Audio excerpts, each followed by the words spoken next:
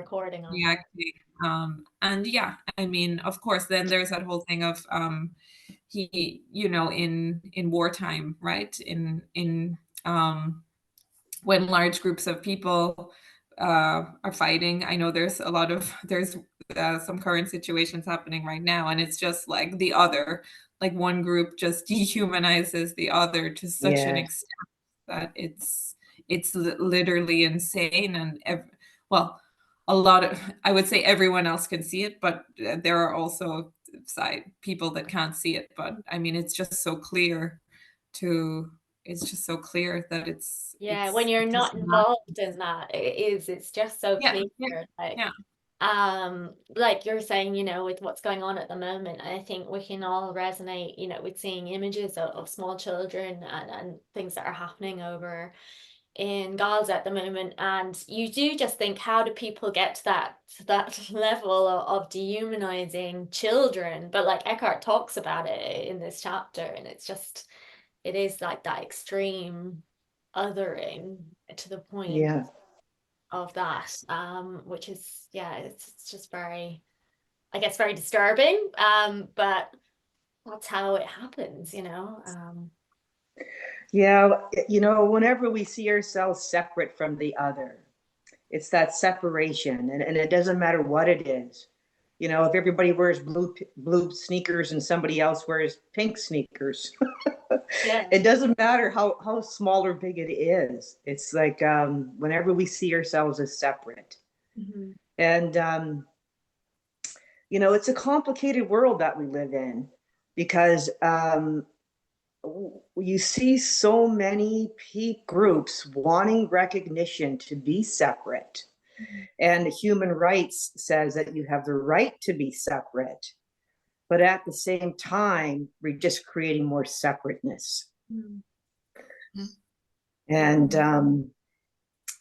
so that's what we're always kind of working against in terms of trying to see ourselves as one life. Mm. Yeah. Yeah, like Eckhart was saying, the connectedness of everyone, we are all connected, we are all this awareness, we are, but it just gets bogged down with all the ego and everything else. Yeah.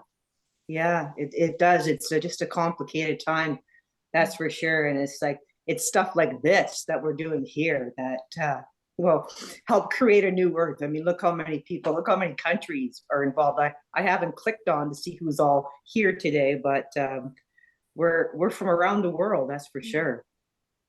Yeah, definitely. And that's beautiful, and how these things can unite people. Yeah, that's right.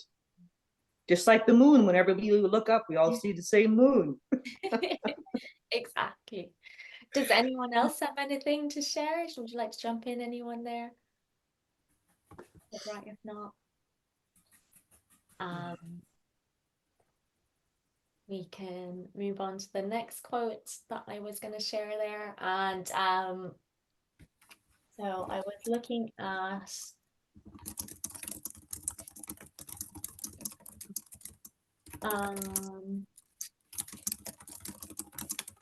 so complaining was the other thing I wanted to raise, and this idea of complaints, and how I guess, again, speaking, we're all speaking from our own cultural backgrounds as well, but in Ireland it's a very like common thing to use complaining as a way to bond with people. So, this happened, did you hear about this? Or isn't that terrible? It's just a very culturally embedded thing. And just talking about that, I just think, like, I couldn't even imagine getting a lot of people I know out of that habit of complaining. I don't know if anyone else has experience with that, but and another thing, like Irish people, they always want to talk about, like, older Irish generation, death and complaining. They sort of go hand in hand. It's something that's often brought up. Did you hear about this person's died, or what happened over there? So yeah, so that was something that really resonated for me about complaining as a way to bond. People use that. Yeah. There's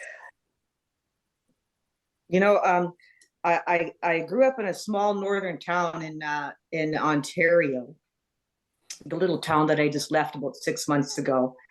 And I haven't lived there for about 30 years, but I grew up there.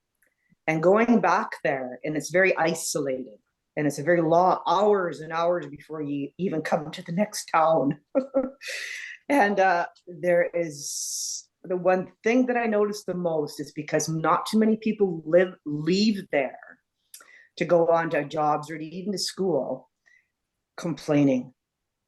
And there's lots of complaining, and it's my nemesis. It really is. And I think probably complaining is the thing that pulls me out of being the most. So I have to be very consciously aware that when I'm in a situation like that. And there too, there are groups where that's the bond, it's the complaining. And if you don't complain, then you're the one that's different. Yeah. And it's not comfortable to be in that situation, that's for sure. And your world just gets a little smaller because of that, because and it's okay if you're comfortable in your own skin to do that. But it's definitely my nemesis, that's for sure. And it's something that always pulls me out of being. It's something that I have to just be really consciously aware of all the time. Yeah, I know what you mean. And it's like, how do you navigate that? How do you have those bonds with those people and not be sucked in to that? Yeah. Well, I moved. Yeah. I did. That's one way to do Like, it. I can't live here anymore. I moved 350 kilometers away and I can't believe how nice it is to be nobody here. I know nobody. It's so nice. Yeah. Yeah. Sometimes, yeah, it's a case of completely removing yourself. Yeah, that's right. Because there's like one grocery store and one Walmart, and everybody goes to this grocery store and you see everybody there and they complain, and then you go to Walmart and everybody's there. They just went to the grocery store at Walmart, and so are you. So I was like, oh, I don't think I can do this anymore. I gotta move. Yeah. Yeah. And I love them all from a distance though. Yeah. But you gotta keep the space. Yeah.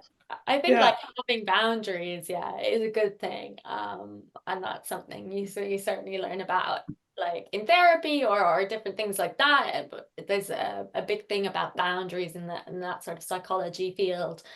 But it's good for situations like this as well as certain people who sort of are affecting you a particular way and you're being dragged into that sort of negativity and that complaining, having a certain boundary, like I'll only spend this much time, or when I go, I will practice presence and awareness, and I'll try to direct the topic to something else, or having these sort of plans in place is a good way to manage it as well.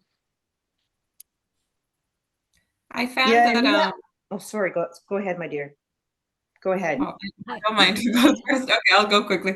I found that actually I think I noticed in myself like some years ago, like I remember like I was like in a relationship and I was always complaining about it on the phone. Like I would leave these WhatsApp messages to my friends like constantly, but it was like all of the time. And like it's just like now I mean I don't do that. Like if but I don't know, like it was like, and then I was making the situation, the relationship even worse because I was like I don't know, I was getting input from people who obviously weren't conscious themselves, and it was making it like, not everybody of course, but it was just making it bigger in my mind. Like it was just, and like the ego was just loving it. And I think I even made the situation even worse because it becomes that self-fulfilling prophecy of like, oh, he did this, and then someone agrees with you and you're like, oh well, they agree that he's like not a good person. So so then like I face him in real life and I have all this, oh, I'm right and you're wrong in my head. So it also just amplifies the ego. Yeah, that's right. Yeah. And you'll always find people to agree with you. Like I mean, I have some friends who say like, oh, like such and such happened, and I told such and such a person and they agreed with me, and I'm like, but I'm thinking it's totally crazy what you just said. Like, maybe that person was just like, yeah, okay, I agree, but Yeah, like there'll always be someone that agrees with kind of crazy ideas. It that's comes right. back to that bonding, I think, as well. It's like, people want to, like, I guess, reinforce their friends and not be sort of going, that sounds mad. So I think a lot of people would go along with it. And you're kind of, as well, it's the echo chamber thing of like, you tend to surround yourself as well with people who think similarly to you, subconsciously or otherwise. And yeah, so that can be happening without you knowing as well. So yeah, it's an interesting one, but I definitely agree with you. Like, it blows things massively out of proportion. Sometimes you just get sucked into these sort of going round and round. And that's why we have to be really consciously aware when we're around people who are complaining, to not participate in it, because we help them stay there. Mm. You know, and that is a really powerful thing. So to be non-reactive in a situation where people are complaining, because we're not helping them. And I always call it my former unconscious self would have been like that. Oh, that is so awful. Gee, wow. And then this person retells their story 15 more times, and 15 more times they're still stuck. Yeah. So our participation and our non-reaction is so important. Yeah. Hi. Yeah. Jumping in there. I've been coughing for the last 2 weeks, so I was listening. I was here, but I was coughing, and I didn't want to subject you guys to that. So I'm finally better and can have a conversation. Oh, fantastic. Hi. Nice to actually be seen. Yes, lovely to see you, Sarah. Well, I worked for a gentleman who broke me of any complaining. I was a senior manager out in California. We lived there for 30 years, but we're back in Minnesota now, in the States. And he was the CEO of the developer that I worked for. And at the board table, you could not bring a complaint to the table without a possible solution. No matter how lame the solution was, you had to have thought about it enough to come up with something that you could do about it. And you could not say anything in that meeting ever. And they were weekly meetings. You could not say anything without having thought about it to propose a solution. So that trained me to notice when I was complaining. That's great. And then to think about it. And so now with my grandkids, when they start saying something about a problem or whatever, their moms or whatever, their family stuff, I just say, well, what can you do about that? And so when I do it to myself, that's why I'm like, okay, well, how could I fix this, or how could I make it better, or how could I alleviate my suffering in that? Yeah, that's so interesting. So self-reflective. And I'm a yogi. Just like somebody was responding, was it you, Diana, that was talking about them as sutras? No, I don't think it was me. Oh, okay. There was somebody last week that was talking about the things we were talking about as sutras, and I've studied the Yoga Sutras. So yeah, I see what you mean. Yes. Yep. yeah. So the different points in the book as being sutras. So Yes. I've been a yogi most of my life and an instructor since 98, I want to say, but I practiced my whole life. So it's kind of that awareness on your mat and taking it out into the world has been a really good thing. So I love this, though. This is kind of like all the Yoga Sutras condensed. As I'm reading the first chapter, I was like, hey, this is all stuff I know, but it's wonderful because you guys are putting it into new perspective for me. So thank you for that. Last week was really kind of profound. And now I'm going to lose it because I have MS. So I have this brain that kind of like spins out when I'm talking, and then I can't remember what my thought was. Don't worry, I have ADHD and I'm exactly the same.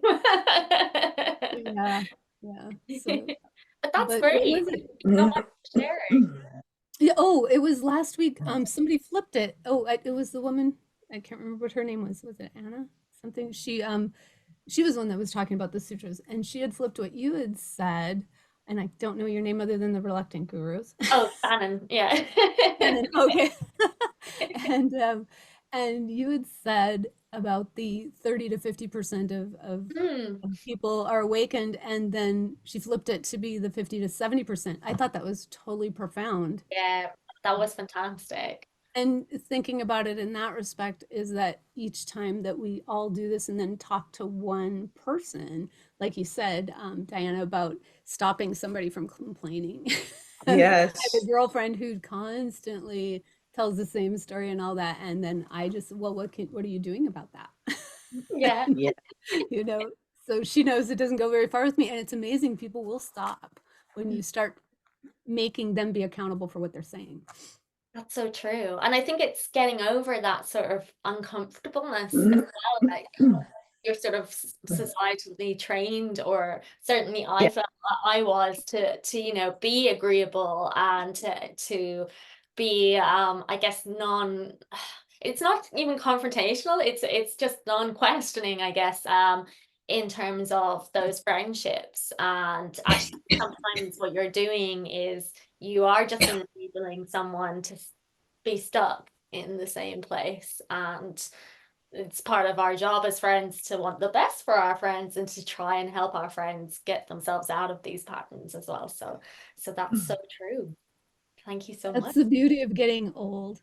They're all F's. Yeah. And I was a people pleaser my whole life. I was raised to be one. So now I keep telling my kids, get in your 30s. Well, now my son's in his he's 40, but get in your 30s, not your 50s. And now I'm in my 60s. And it's like even more true is that, and my daughter is now has a 7-year-old, almost an 8-year-old, and my son has kids too. So it's teaching them those self boundaries and that self respect, and to really be aware of what they're saying. So they're being raised with the consciousness, which is a really wonderful thing. Yeah, that's So fantastic. I can't wait to see as well in the future, the future generations. There is just so much more freer talk about lots of these things now than there was, and just fantastic parents as well, encouraging their children to grow up in this way. So it will be interesting to see how it evolves over the next sort of 50, 60 years as well.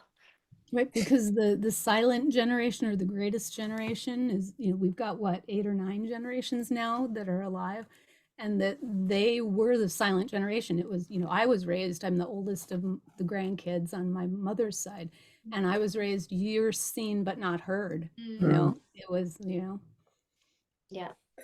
Yeah. now we have these kids are being taught how to think instead of just go to school. My daughter's homeschooling, which is just brilliant, and I can see the difference between, I have 2 girls that are 7 months apart. My son and daughter had perfect kids, had grandkids for me together. So so they but to watch one in a school system, in the public school system in America, is very interesting, and then one being homeschooled by an enlightened being is very, very interesting. So It's such a difference, and it's something myself and Anne-Marie talk about a lot because we went to secondary school together.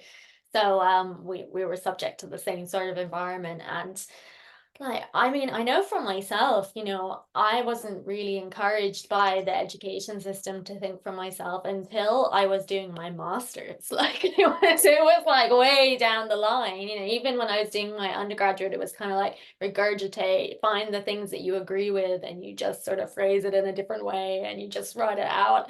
But it wasn't until I was doing my master's that the tutors were like, no, you have to come up with your own argument. And then I was like, oh my gosh, what? I've never like done that before. I've never been encouraged to think for myself like that. And it kind of blew my mind. I was like, but I can have my own opinion. So there's still a lot of work to be done with the school system entirely. And I witnessed it a lot because I work with a lot of small children, all the way through because I work in education. So, but a lot of like siblings, even you see them coming in and something happens after the age of like 7, 8, between that and the age of sort of 12, 13, and kids start to lose their confidence. They start to question what they're doing. They want praise. They want to see that they're doing something right rather than just, being imaginative and taking on any task. They get this fear So something is happening around those ages that is really sort of destroying this confidence in kids. And yeah, it will just be interesting to see with this access to all these fantastic resources and wonderful people who are enabling kids to think for themselves, will things change? Right. So Anne-Marie, do you want to go through any other quotes? Yeah, there were a few that well, I mean, it was a good chapter, of course. There was one, the Jesus quote. I didn't remember that from reading this before, but why do you see the speck that is in your brother's eye, but do not notice the log that is in your own eye? And for me, I don't know. It was something I was kind of reflecting on. Like I'm definitely not at like the point where um I can let a lot go, like with when it comes to like judgment and you know, like I said, I think I'm more conscious than I once was, but I think I'm still challenged. I definitely feel like little situations like it's fine if someone's late or such and such. But I'm still challenged, honestly, in like very kind of, yeah, more challenging situations.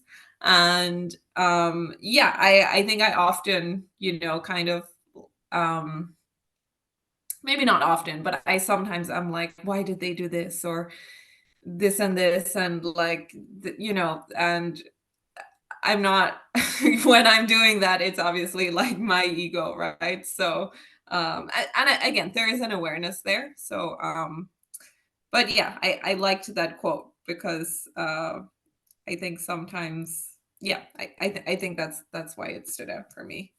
Yeah. Um, and again, there's sorry, this was on page 61. There was one not far down where he said, "Every complaint is a little story the mind makes up that you completely believe in. Whether you complain aloud or only in thoughts makes no difference." Um, and well, we were speaking, Cher mentioned yoga, and that's something I practice. Well, I try to do it quite regularly, um, and also sometimes I'm doing a meditation called Vipassana meditation, and these are practices that help me kind of come to the present moment and not think too much. But otherwise, I do feel that I have a very noisy kind of, I do feel that I have a very noisy mind.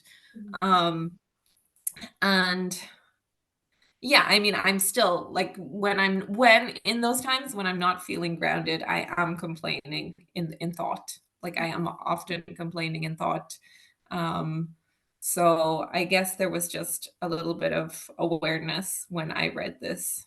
I don't know if anyone wants to comment on either of those quotes. Yeah, but definitely the Jesus thing as well. Like I always think of the quote, which is as well, or the story, you know, like may he who hasn't sinned cast the first stone, which is kind of goes very well with that quote about the log as well. It's like we're always focused on others, but like rarely focused on ourselves. We're like very quick to judge others and very quick to see the things in others. And it's all about constantly reminding yourself, okay, well, actually, like, you know, bring it back here.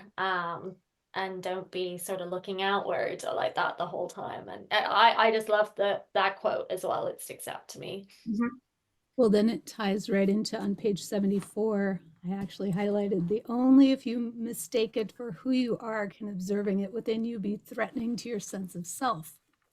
So I think that that's why the complaining about others allows you to not focus on yourself. It's because when you turn inward, then you have to be critical or you have to see yourself then. And most people divert. That's, you know, I mean, look, we went from radio to television to, you know, I mean, I grew up with this in my lifetime. So, so all of these things. And now you can distract yourself 24/7 with anything. So taking that time to be quiet and sit, it takes practice sitting. That's why sitting on the mat is so important, because then you take that into the world and try to keep that center as you're moving around. you're practicing yoga right now too. It's called Raja Yoga when you're doing the study, when you study Oh. yourself. So everything's yoga. My kids will tell you, just do yoga. That's all she's ever going to tell you. But that one, and then the next quote that I found that followed right on the heels of all that, because this just kind of all ties through. Whatever you fight, you strengthen, and whatever you resist, persists, of course. I'm really enjoying the way he's like, this is the first time I've read the book. So, Oh, fantastic. yeah. Yeah, all of that makes complete sense. And it's wonderful to hear it resonate as well with you. And sometimes as well, when you hear other people reading the quotes, I don't know how any of you feel, but when I hear other people reading the quotes, there's just something really lovely about it and really beautiful, and it resonates in a different way as well. So thank you for sharing that. I think that I just was going to page 74 as well. And one of the things that I see come up, I'm on about maybe 4 Eckhart Tolle sites, Facebook sites, and one of the things I see come up often is about halfway down the page of page 174, the sutra that says, anything that you resent and strongly react to in another is also in you. And I think that one is the most misunderstood one. Is there's always a fight on there. Every time you go through and you read through, someone's saying this and someone else is saying that, and the egos are flaring. But what it's pointing to is unconsciousness, because many people believe it's the actions of the other. And what I mean that, their action is also, I do that too. No, it's the unconsciousness in the other, and the other is also in you because you're reacting to it. So I always find that one a really, it's very powerful. Yeah, because you do often hear that actually misused quite a lot in terms of being like, oh, if someone, you don't like the jealousy that someone's like showing, then it's because you are secretly a jealous person, that sort of thing of like recognizing those traits. Yeah. It's used a lot, isn't it? So it's great to hear actually the truth of that. It's fantastic. Yeah. Thank you.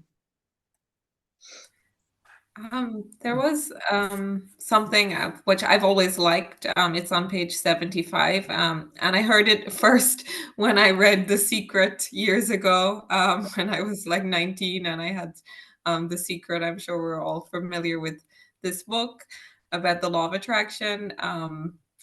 And yeah, that book, they make that point. There's a quote in it, like Mother Teresa said, I will never attend an anti-war rally. Like if you have a pro-peace rally, invite me. And again, like this is something I think I've noticed in like my work. Like I used to work kind of in more like the NGO sector or whatever. Yeah. And they would have that kind of like the war on smoking, right? The war on whatever. And like it would just always frustrate me because I had this knowledge and I'm like, they're putting all of this money into these campaigns, and it's not like, it's just bringing about like, and he has some quotes about how the war against crime and drugs, there has been despite the war against crime and drugs, there has been a dramatic increase in crime and drug related offenses in the past 25 years. And yeah, the same, he kind of mentions how homeopathy and Chinese medicine are 2 examples of he's alternative approaches to disease that do not treat the illness as an enemy. And he talks about how kind of war is a mindset, and yeah, like what you like, yeah, you're strengthening it, right? It's the same with the complaining, like you're strengthening it. When you complain, you're gonna attract more things to complain about. When you fight the war on tobacco, people are gonna like because you bring so much attention to it as well. Like you're just like, you put it on billboards, like war on tobacco, and a smoker sees it and think, oh, like I was trying to give up smoking, but now I see this advert. Maybe that was a very simple example, but I No, just I 100% agree.